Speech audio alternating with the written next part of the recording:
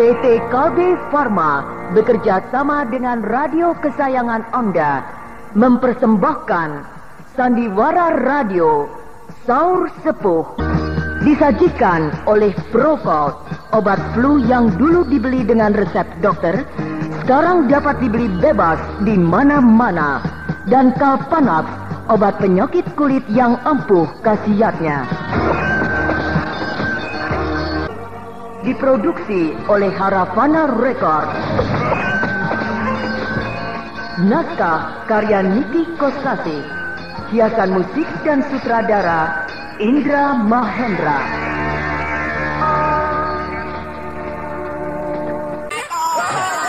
Jaringga berhasil menindih Bentar dari atas. Bentar tertelungkup merapat ke langkah. Jaringga menindih punggung Bentar dengan keras.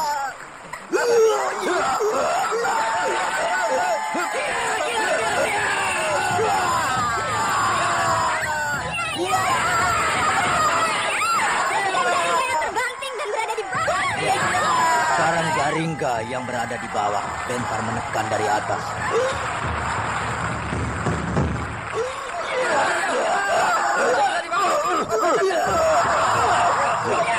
Bentar mengunci Jaringga dengan terus kunci gupit baja. Ya, biar kuatnya seperti apa, Jaringga tidak mungkin bisa melepaskan diri.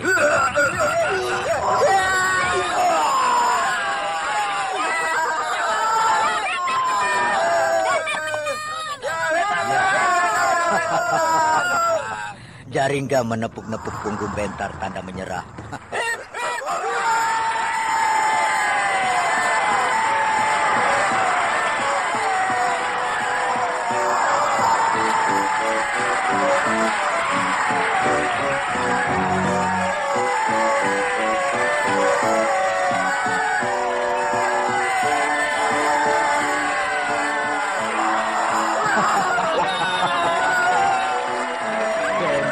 Gotong. Rame-rame mereka mengusung Bentar di bawah keliling ruangan sambil bersorak-sorak. Ya, mereka mengalu-alukan Bentar sang suara.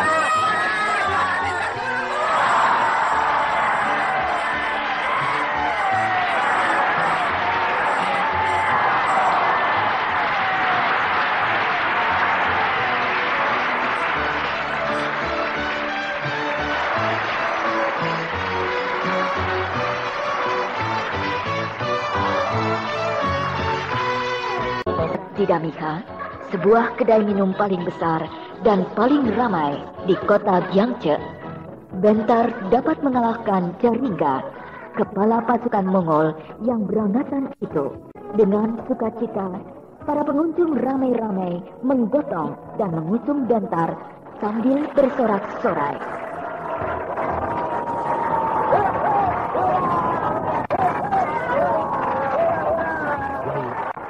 Acara adu gulat sudah selesai.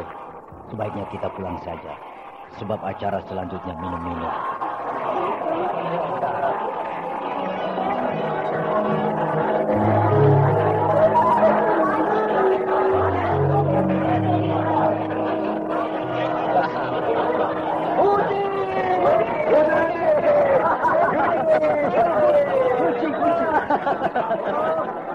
Ayo kita minum. Ayo Bentar. Perintahkan apa maumu? Makanan paling lezat? Perempuan paling cantik? Ayo, lekas perintahkan. Semua orang akan patuh pada perintahmu. Sebab sekarang ketua. Ketua? Iya, ketua kami. Kepala pasukan Mongol. Kudai, kau jangan ngawur. Jaringga sudah kau kalahkan. Berarti kau kepala kami. Mana Jaringga? Itu di pojok sana sedang makan. Dia lapar sekali, kehabisan tenaga bergulat dengan kau. Aku mau bicara sama dia. Dia sudah jadi anak buahmu. Suruh saja dia. Pasti dia akan patuh melakukan perintahmu.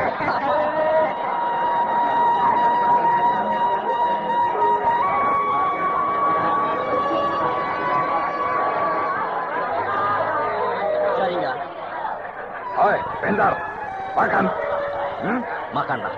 Apa perintahmu? Tidak ada. Kenapa? Hei Jaringga, kau tidak sedih? Apa? Sedih? Kau kalah, lalu jadi bawahanku. Tidak ada sedih bagi pasukan Mongol. Tapi kau sekarang tidak jadi kepala pasukan lagi. Digantikan oleh aku. Besok, lusa atau kapan, aku akan mengalahkan kau. Dan aku jadi kepala pasukan lagi. Dan gantian jadi anak buahku, kau. Bagus.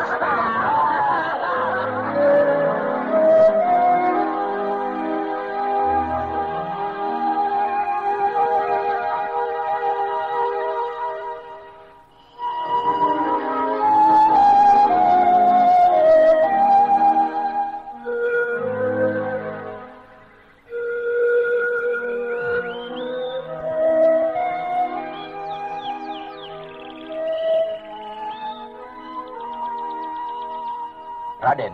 Hei, Paman Biksu. Pagi-pagi kau sudah bangun. Sudah, Paman.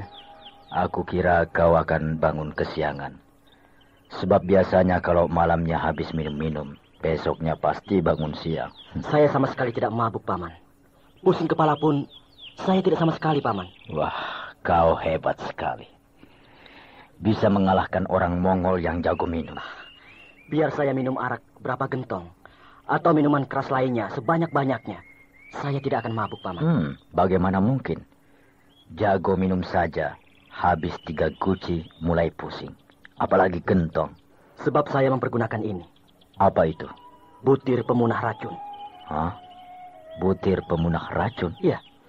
Silahkan Paman memeriksanya. Sebuah benda kecil, bulat, sebesar biji rambutan. Empuk tapi kenyal. Seperti dibuat dari karet. Saya sendiri tidak tahu dibuatnya dari apa. Tapi kalau ditelan, langsung hancur dan masuk ke dalam perut. Segala jenis racun musnah seketika. Juga selain bisa memunahkan racun, segala jenis minuman keras jadi hambar, Paman. Menjadi air biasa lagi. Hebat. Pantas kau minum arak tak henti-hentinya tadi malam di Damiha. Tapi sekalipun tidak mabuk. Pusing pun tidak. Rupanya kau terlebih dulu menelan obat pemunah racun ini. Iya, Paman. Kau dapat dari mana? Dari Ki Antan, kepala kampung Cidurian. Pandai sekali dia membuat obat yang hebat. Ki Antan, kepala kampung Cidurian itu memang pandai mengobati orang sakit. Ya? Obatnya bikin sendiri. Gemar menyelidiki tanaman-tanaman yang mengandung khasiat obat. Sehingga obat buatan Ki Antan terkenal, Paman. Bukan hanya terkenal di Madangkara saja, tapi sampai ke kerajaan lain yang jauh. Ya. Terakhir, dia memusatkan perhatiannya kepada pembuatan obat-obatan pemunah racun. Setelah selama 10 tahun melakukan percobaan demi percobaan, akhirnya berhasil. Saya dikirim, ya, itulah obatnya yang Paman pegang itu. Hebat. Hei, siapa itu? Hah? Bagaimana? Sekilas saya lihat ada orang di loteng. Di atas itu. Mengintip dari balik tirai jendela. Tapi ketika saya menoleh, buru-buru dia masuk. Dia Yayik. Yayik? Gadis anaknya Tuan Lopak, pemilik rumah ini? Benar. Sejak tadi dia mondar-mandir di atas loteng itu. Dan beberapa kali melongokkan kepalanya ke jendela, melihat ke bawah sini. Ada apa kiranya? Mencari kamu. Mencari saya? Iya. Paman, saya salah apa? Kenapa dicari-cari? Bukankah tidak kemana-mana? Masih di sini di rumahnya?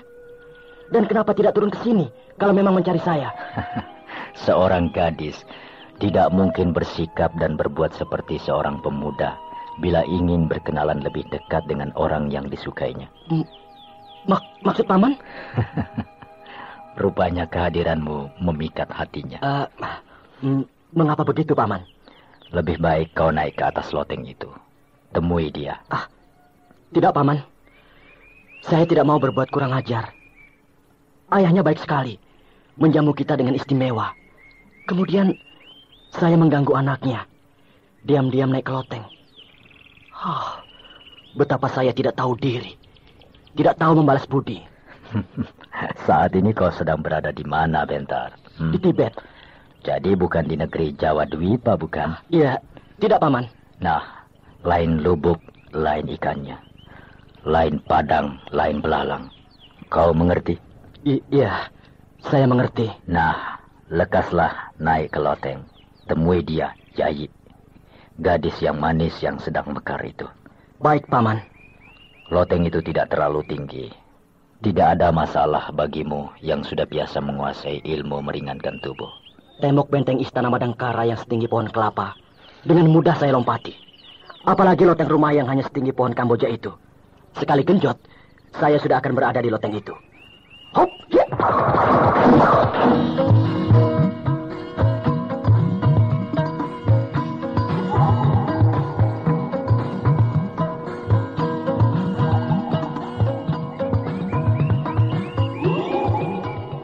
Ya, aku sudah berada di loteng. Lantai atas rumah Tuan Lopak ini ternyata lebih mewah dari keadaan di bawah. Semua perabotan yang ada di lantai atas ini bagus-bagus dan mewah. Rupanya Tuan Lopak menyembunyikan kemewahannya di lantai atas ini. Sedangkan keadaan di bagian bawah biasa-biasa saja. Pintar sekali. Sepintas lalu, rumah Tuan Lopak ini biasa-biasa saja. Ternyata di bagian lantai atas luar biasa, serba mewah. Hei, lalu di mana Yayi? Pasti dia ada di kamar yang pinggir itu. Sebab dari pinggir itu bisa melihat ke bawah. Ya, benar, itu dia. Sedang bersembunyi di balik tirai jendela. Dia tidak tahu kalau aku sudah masuk ke ruangan lantai atas ini. Baik, aku akan membuat dia terkejut.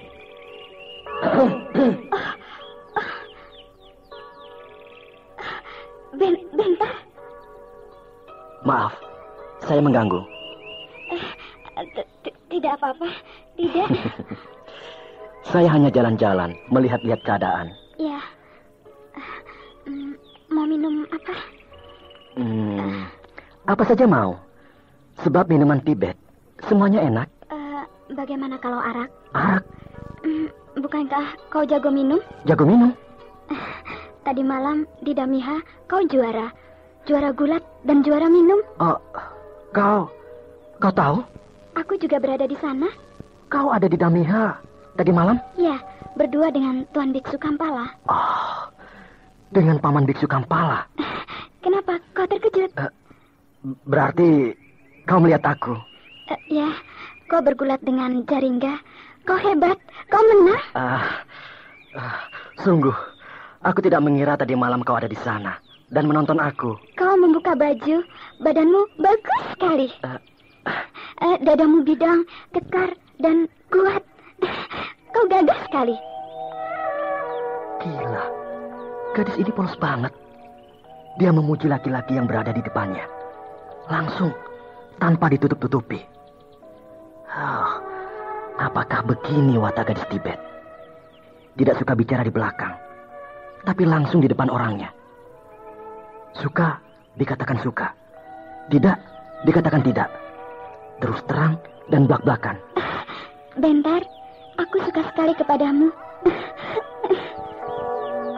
Dan seenaknya saja dia memeluk aku. Kedua tangannya memeluk pundakku dan merebahkan kepalanya di dadaku. Rambutnya harum sekali. Aku sama sekali tidak menduga Yayik yang sehari-harinya nampak halus, lemah lembut, ternyata dia gadis yang berani. Bahkan kelewat berani. Bentar. Kau tidak suka kepadaku? Suka. Kau gadis yang baik.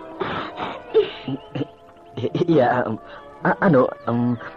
tadi kau menawarkan aku minum. Nah, mana minumnya? Aku lupa. Ayo, kita ke ruangan depan. Di sana tersedia semua minuman yang lezat. Kau boleh pilih sesuka hatimu. Terima kasih.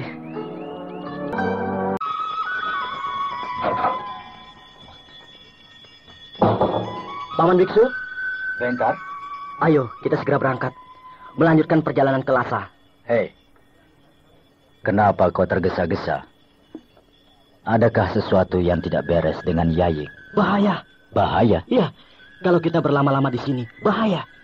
Gadis itu terlalu berani. Saya tidak sanggup menghadapinya. Saya tidak tahu harus berbuat apa atau bicara apa.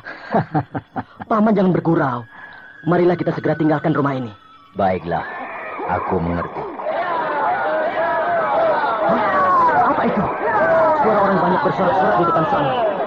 Kita terdengar suara kuda banyak sekali. Ayo, kita ke depan.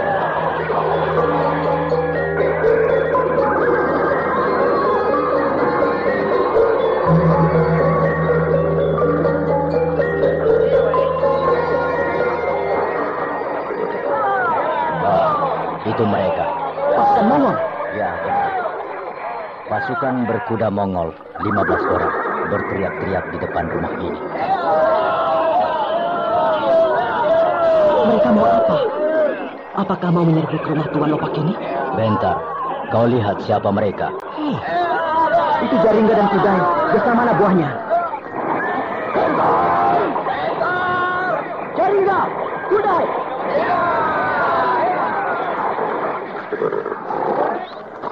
Hei, kalian ini ada apa? Kenapa datang ke sini? Membuat semua orang ketakutan. Lekaslah naik kuda dan pimpin kami. Memimpin kalian?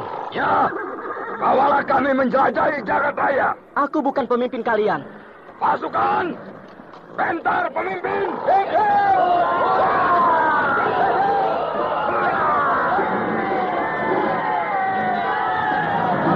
Kau lihat, pasukan Mongol siap sedia dipimpin oleh kau. Tujuan kalian mau kemana? Pulang ke Mongol? Menjelajahi jagat raya.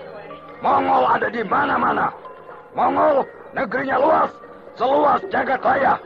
Mongol penguasa jagat raya. Berangkatlah kalian. Aku sendiri banyak urusan.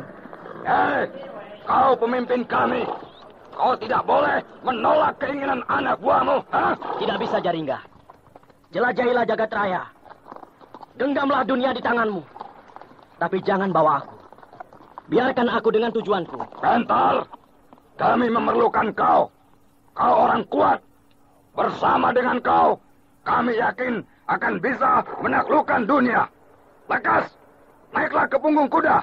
Cabutlah pedangmu. Taklukkan dunia. Tidak bisa, Jaringga. Hai, Bentar. Jangan menolak. Ya, kau tidak bisa menolak. Gila. Tidak bisa. Kalian semua sudah gila. Ya, ya.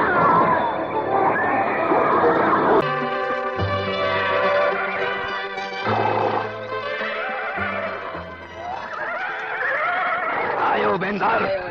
Tunggu apa lagi? Ini kuda khusus kami sediakan untuk kau. Kuda Mongol. Lebih hebat dari kuda barbar. Kuda Mongol, kuda penjelajah dunia. Jaringga, aku minta pengertianmu. Aku datang dari jauh, bukan untuk menaklukkan dunia, tapi untuk menuntut ilmu kepada Biksu Kampala. Kau orang kuat. Kaulah yang kami inginkan. Marilah kita menaklukkan dunia. Jadilah seperti Temucin, Sang Genghis Khan penakluk dunia. Atau jadilah seperti Kubilai Khan, Kaisar Agung. Apakah kau tidak ingin menjadi Kaisar yang agung, penguasa dunia? Jaringga sahabatku, aku bukan orang Mongol. Kau sendiri menyebutku orang Sepo. Nah, berarti kau mengakui bahwa aku orang Jawa Dwipa. Terkutuklah laki-laki Mongol yang mengeluarkan air mata.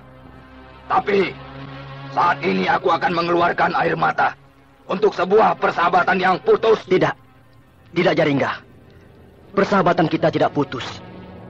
Aku hanya minta kau memberi aku kesempatan untuk menuntut ilmu yang akan berguna bagi masa depanku. Setelah itu, jemputlah aku. Dan aku akan bersamamu menaklukkan dunia. Sumpahmu aku terima. Marilah kita berikrar.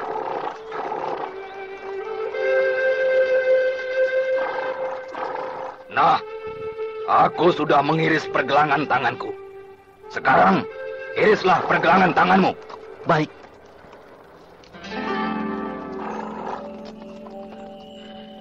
Darahku sudah meleleh keluar dari pergelangan tanganku yang aku iris dengan pisau ini. Darahku juga sudah meleleh. Mari kita campurkan darahmu dengan darahku. Baik. Ya. Ya. Kau saudaraku. Kau saudaraku. Aku pertaruhkan jiwa untuk menjaga keselamatanmu. Aku pertaruhkan jiwa untuk menjaga keselamatanmu. Hip, hip, hip.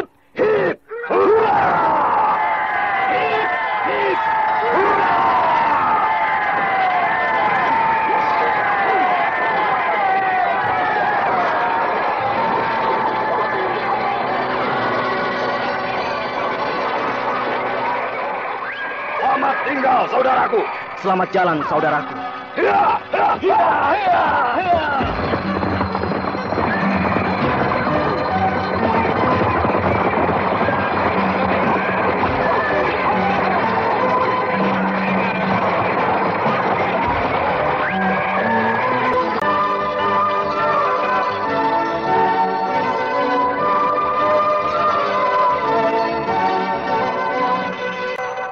Nah, Tuan Lopak, Nyonya, tiba saatnya saya harus kembali ke Lhasa. Tuan Biksu, singkat sekali kunjungan Tuan. Lebih lamalah tinggal di sini, agar kami puas dan bahagia. Keinginan hati memang demikian. Akan tetapi, pekerjaan di Lhasa tentunya pula memerlukan perhatian saya.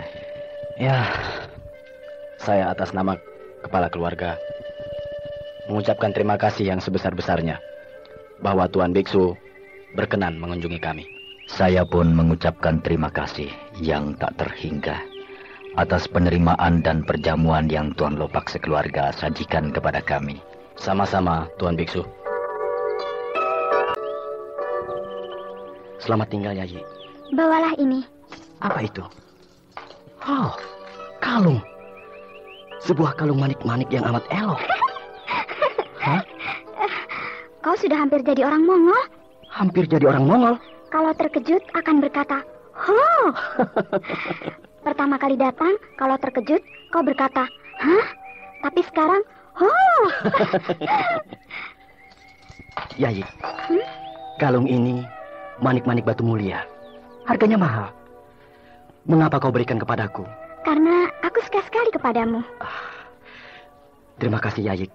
Peganglah kalung itu dan pandanglah, maka kau akan ingat kepadaku. Iya. Kau tidak berterima kasih. Sudah. Tadi aku sudah berkata terima kasih. Hanya perkataan saja. Aku masukkan ke dalam hati sanubariku. Hanya dimasukkan ke dalam hati. Lalu? Gawat. Anak ini minta dicium. Benar-benar sinting. Padahal di sana ada bapaknya dan ibunya. Dan di sebelah sana lagi ada beberapa orang pelayan memperhatikan kami. Ya, apa boleh buat? Aku cium saja dia. Masa bodoh? Sekali-sekali mencium seorang gadis di hadapan orang banyak. Sudah ya? Selamat jalan. Terima kasih. Selamat tinggal.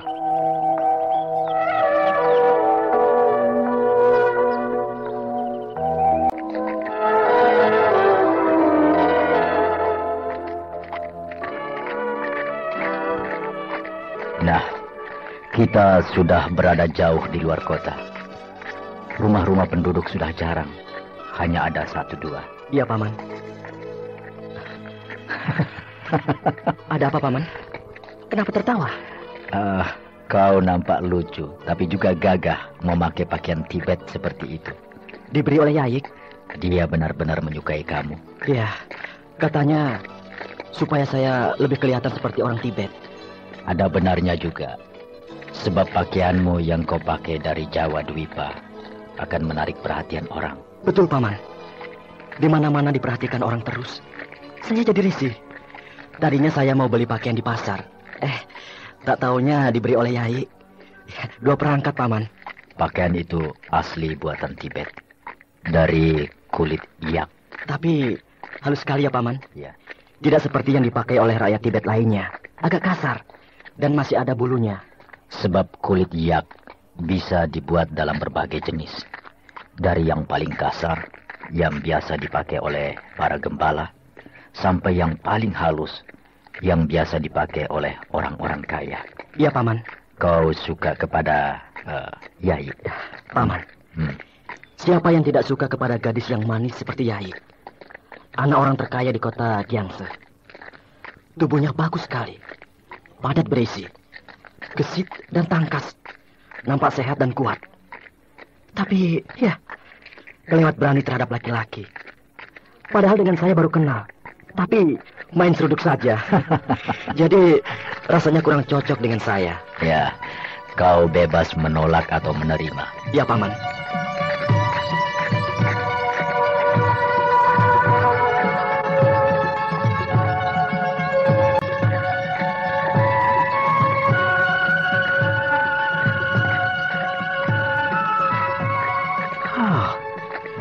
Pemandangan di sini alangkah indahnya.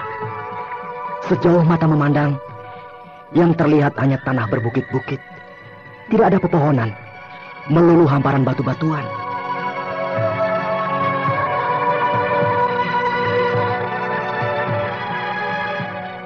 Paman, ada gembala? Ya, mereka sedang menggiring hewan di antara tanah berbukit-bukit. Loh, menggembala hewan ternak? Kok semua keluarganya dibawa? Apa tidak repot? Itulah gembala sejati, asli Tibet. Seluruh hidupnya untuk pekerjaannya mencari nafkah dengan menggembala. Seluruh keluarga tanpa kecuali, istri dan anak-anak, semuanya dibawa serta.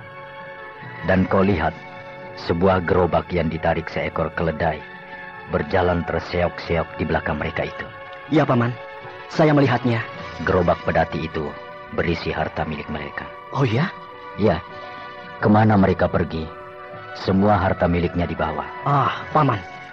Kalau begitu, mereka tidak punya rumah yang tetap. Memang tidak. Rumah mereka, ya, gerobak pedati itu, berpindah-pindah, dibawa-bawa kemana saja sekehendak mereka sendiri. Bagaimana mungkin gerobak pedati itu bisa jadi rumah? Mereka selalu membawa tenda. Tenda? Ya, 2 atau 3 buah tenda yang dibuat dari kulit yak. Bapak serta anak-anak yang sudah besar tidur di dalam tenda. Ibunya bersama bayi atau anak yang masih kecil tidur di dalam gerobak pedati itu yang ditutup, dikerubungi oleh kulit yak. Paman, mereka benar-benar pengembara yang sejati. Ya, para gembala itu orang Tibet. Tapi karena hidupnya selalu berpindah-pindah, maka sering disebut bangsa pengembara. Iya, iya. Bila musim dingin, mereka akan bergerak ke selatan, menuju ke lembah sungai Tsangpo. Dan kalau musim panas, mereka bergerak mengembara ke utara. Ya, kadang-kadang sampai ke gurun Gobi. Alangkah bebasnya mereka. Bagaikan burung terbang di angkasa. Bebas, merdeka, dan bahagia. Tetapi betapa sederhananya pikiran mereka. Tidak pernah memikirkan masa depan untuk dapat hidup layak. Menetap di sebuah tempat yang baik, memiliki sebuah rumah yang layak, sehingga semua anak-anaknya dapat belajar menuntut ilmu dengan baik. Dengan demikian, keturunan mereka dari zaman ke zaman akan semakin membaik karena sudah berpikiran maju.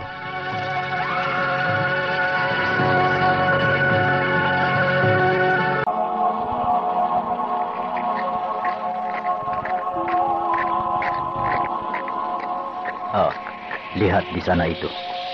Itulah yang aku katakan tenda-tenda para gembala. Oh, menakjubkan. Di atas hamparan tanah berbatu-batu, bermunculan tenda-tenda berbentuk kerucut, bundar, dan runcing, dan mencuat bagaikan hamparan cendawan di padang ilalang.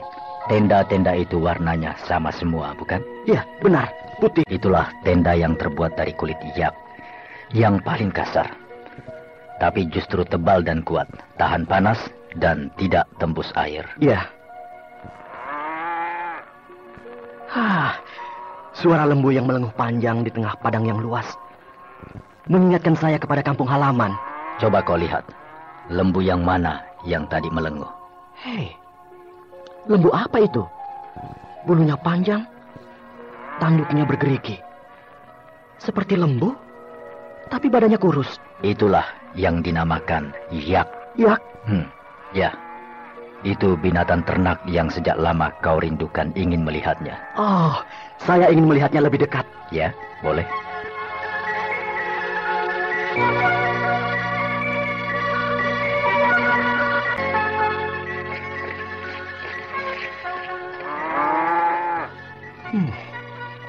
Inilah yak.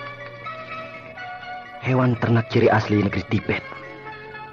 Binatang serbaguna yang mendatangkan mata pencarian bagi rakyat di sini. Tingginya setinggi lembu biasa, tapi agak kurus, tidak gemuk, dan gendut seperti lembu. Dan tubuhnya berbulu lebat. Hei, siapa kau? Apa yang kau berbuat dengan yak milikku? Hah? Aku sudah dikurung. Belasan orang berdiri di sekelilingku. Semuanya membawa pedang. Oh, siapa mereka? Dan mau apa? Tangkap! Tangkap! Tunggu!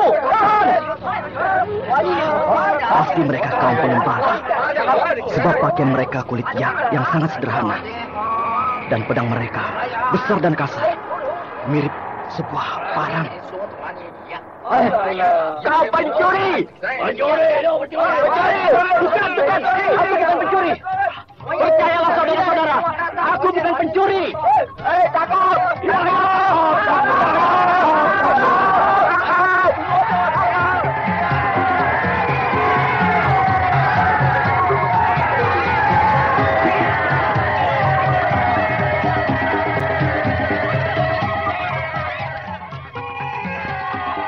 Bagus. Bentar tidak melakukan perlawanan. Itu artinya dia sangat bijaksana.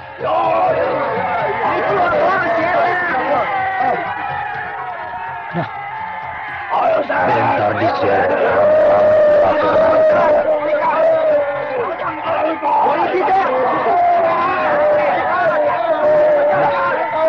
Bentar diikat pada sebuah tiang kayu di tengah-tengah pehalangan.